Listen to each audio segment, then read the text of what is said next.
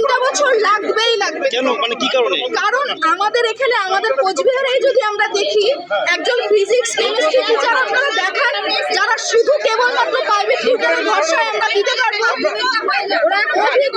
অভিজ্ঞতা ছাড়া মাস্টারমশাই আমরা নিজেরাই তো চুজ করতে পারি না, আমরা নিজেরাই তো চুজ করতে পারছি না।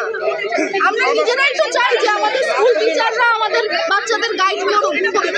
3 বছর চাচ্ছেন কেন? 3 বছর কি কারণে? 3টা বছর আমার বাচ্চা এবার মাধ্যমিক দেবে, আর 6টা মাস আছে হাতে, তারপর 11 আছে 12 আছে। সে যদি সায়েন্স নিয়ে পড়তে চায়, আমার বাচ্চার মতো আর অনেক বাচ্চার বাবা মা আছে যারা সায়েন্স নিয়ে পড়তে চায়, সায়েন্স এবার পরিকাঠামোটাই যদি আমাদের নিজের পরিকাঠামোটাই যদি শক্ত না হয়, তাহলে কি করে তারা আগে ভবিষ্যতে তারা ভালো রেজাল্ট করবে, ভালো ভবিষ্যৎ গড়ে তুলবে?